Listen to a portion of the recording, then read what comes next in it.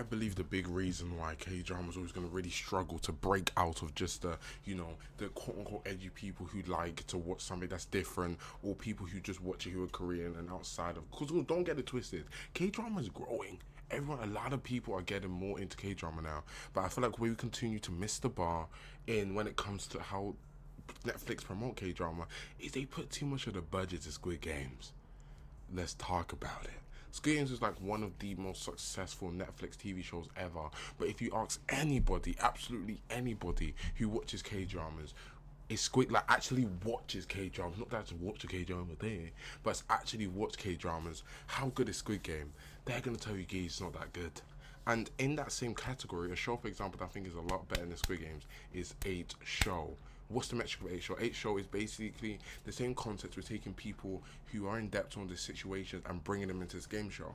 But the twist is with the 8 Show is that these are like kind of celebrities. They're kind of people who, some of them are in the public eye, but they're in now of a situation where they don't have any money. They're in debt and they need a quick inflush of funds.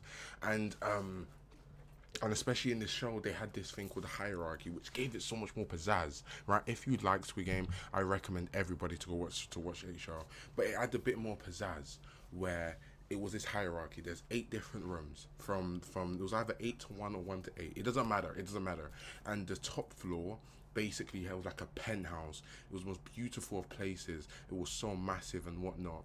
And also like the way the food would work, it would, if you've watched the tunnel, I forgot what it's called, the prison place where the food goes down, it's kind of like that. So the food will start and then it's up to them how they divide it and whatnot, depending on the day and whatever. And they have kind of this money system, and they can use this money system to buy more things and whatnot. And the person the highest basically gets more money per hour or more money per minute and whatnot. And then of course the person at the bottom is just absolutely show off dead. And yeah, so you got to fix up the hair. This is a hair of a video of a hair. Oh yeah.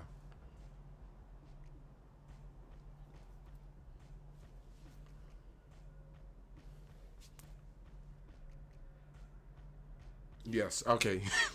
Yes, and I think that's why K drama hits the bar, because especially when I think of like the most advertised show, Squid Game's in the top 10, and it is, and of course, I know that's relative to probably the budget that Squid Game have, the cast that Squid Game have. It makes sense, but when it comes to actual quality of the show compared to its exposure, compared to its its popularity, it really doesn't give. Because I think shows I've talked about, Queen of Tears, Penthouse, 20th Century Girl, even, and then talking in the same category stuff like I just talked about 8 Show, even My Name, The Glory, all these kind of gory shows, these dark shows that I think they're a lot better. Even extracurricular, I think these shows hit the mark a lot better when it's acting, when it's got storyline. I think where Skill Game lost me a lot in being an avid K drama watcher is how important relationships are in K dramas, and this is reflected by how important relationships are to Korean people in that culture, in that environment of being Korean or otherwise living in Korea. And you see this as, for many people who've lived there, or just if you just search up, like, information is, you can find it places. But yeah, they've people in Korea, Korean native people who just live there, they really, really, really value friendships. They really value relationships. It is really, really important, and it really gives us that vibe in the K drama. Something like extracurricular.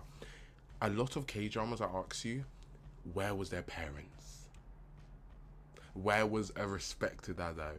Where like, especially when it's like the kidder shows, when it's younger shows, where are the adults? Where are the people the teachers and whatnot? Of course, Korea is in kind of, I'm not going to say too much because I don't want to get banned from Korea, but Korea is in kind of in a kind of concept and a culture where hierarchies are very important, where schooling isn't as strict because the parents run the teachers. Some students get away with nonsense, all of this thing. This is up to you. This is up to your own study. I will go through an episode about the culture in Korea.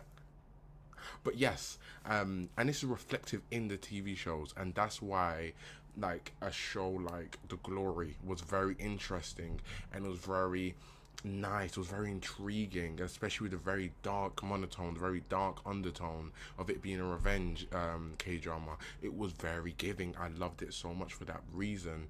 And when you watch K drama, outside of the whole consensus of the whole premise of the show, which is taking people who are in debt, people who are broke, and putting them in the game, where there's not much more to the story. There's not kind of like a love story. Okay, we don't need love. You don't need romance and everything. There's no bonds that are being grown. I get it's the whole premises. People are dying, people left, right, and center. So of course they kind of get us into that, but then they take it away from us quickly. What I like so much about season 3 and why I always felt like season 3 was my favorite season is because what I'm saying now, they really, really went for that. Season 3, as a K drama watcher, was the only season that truly felt like I was watching a K drama, especially with the 3. Of course, with the transgender individual that was ex-military, with the grandmother and the pregnant woman. That trio was a true friendship. That was something that you went with and bonded with for those 2 seasons. And when all 3 of them died, you felt that it was felt that, and it was immense. The way they died, the way they executed their death was a reflective on their friendship, by of course the transgender individual dying whilst protecting the lesser 2 individuals. The elderly woman, herself, once her child is, then again, it is showing, it is reflecting their love, it's reflecting connections, which I think is so important. And I think, where I always think that K drama is better than Western media is because K drama always tries to focus on connections. It focuses on parasocialism, not in the wrong way of saying parasocialism, but in the way of making you feel like this connection is the most truest and purest thing. And a K drama without that doesn't feel like a K drama, and that was always my biggest problem with Squid Game. But yeah, that's what I gotta say. That's it. But I'm just a guy in a chair. So see you tomorrow. Ask me, I don't really care about what you show me. Chasing, tell me why you chase me when I'm touring. Relaxing, with me while we kick it in the forest. Still texting, phone on D&D or what you call it. All of the bitches is fake. It's probably might need me a break. No need to say what you take.